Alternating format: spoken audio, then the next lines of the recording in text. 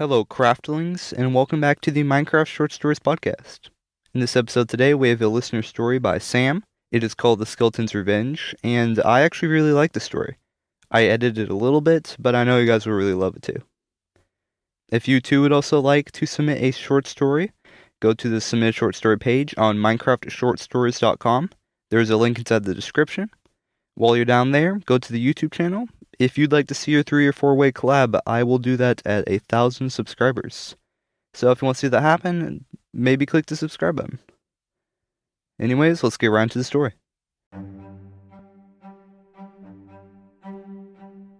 Just want to apologize beforehand. There is some construction inside the background, so if you hear any of that, that's what that is.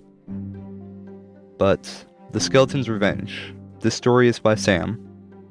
Dusk fell as the player leaned over the crafting table, squinting with focus.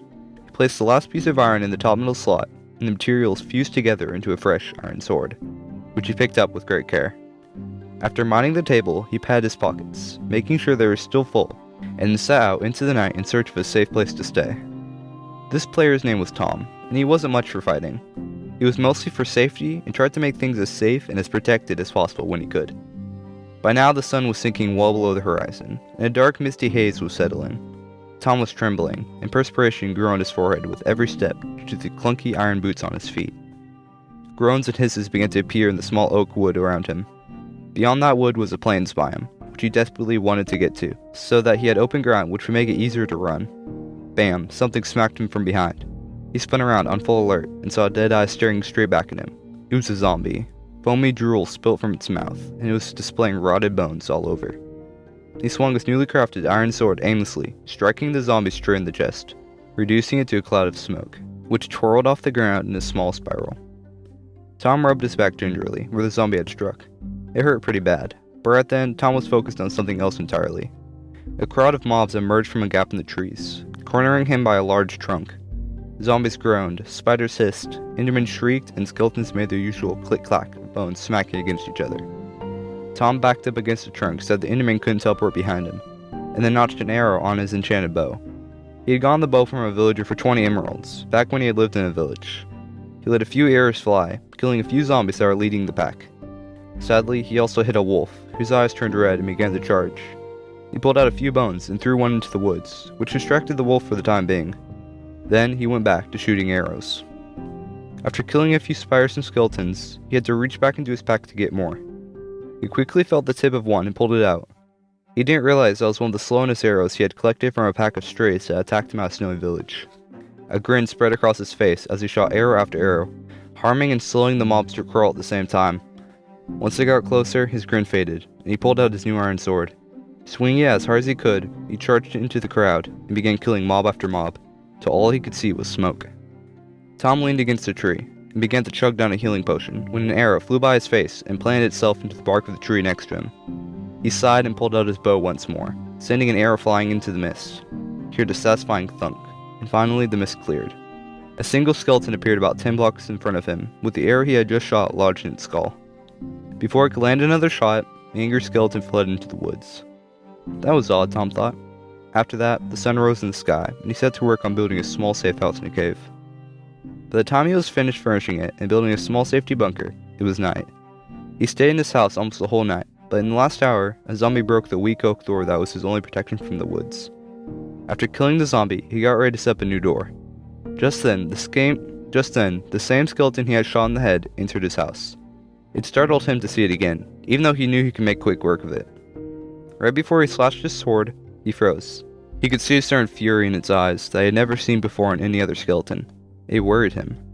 He backed up and notched an arrow instead of going right into melee. Right when he shot the arrow, the skeleton shot one too, spectacularly making the two arrows collide and then drop to the ground. Before he could even notch one arrow, 3 of them came flying his way. He held up his full durability shield, but the arrows flew so fast that the shield shattered in his hands. Then the skeleton shot all of the torches that Tom had placed, so that the room then went dark. Tom fumbled for his sword and then charged at the skeleton. Another arrow came flying, hit him in the leg before it could land a hit. He cried out in pain and retreated to the far wall, where he felt for the button to his bunker. His hand quickly rested on the wooden button, and he pushed it down, revealing a secret piston door in the wall which he charged into right before it shut. Tom thought of a plan. Reaching into his pocket, he pulled out a healing potion. All he had to do was make it a splash potion. Right before he reopened the piston door, it opened on its own, revealing the skeleton with his hand on the button. "Skeletons can't press buttons," he yelled out loud. But he didn't have time to think about that at that moment. He charged at the skeleton once more, but at the last moment, he dropped to the floor and slid between its legs. Then he ran towards his chest, dodged an arrow, and opened it.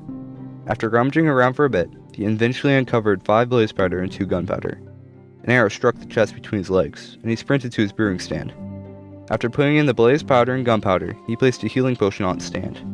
Right before an arrow would have struck him in the back, he spun around and deflected with his iron sword. The durability was lowered by a lot. He dodged and rolled around the room, glancing at the brewing stand when he got the chance. Finally, the splash potion was done, and he worked his way over to it. He snatched it from its place and then turned to face the deadly skeleton. An arrow flew towards him. He watched as it got closer and closer and closer. And then Tom jumped. He jumped so high that he almost hit the ceiling of the cave. The arrow passed under him, and he pulled his arm back. Then, he rocketed the splash potion of healing from his hand, and it sailed towards the skeleton. It tried to sidestep, but the potion was sailing like an arrow. It hit its target directly, and the skeleton sank towards the floor. Tom dropped to the ground and sprinted towards the dangerous mob.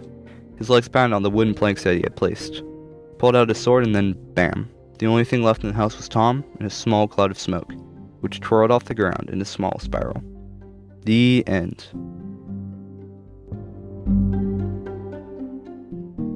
Thanks, Sam, for submitting your story, and thanks to every other listener who has submitted their story.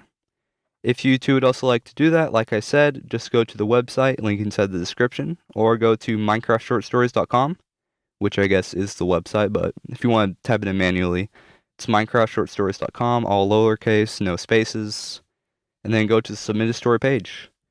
There's other stuff on the website too. For example, there's an About Me page, there's the latest news for the podcast.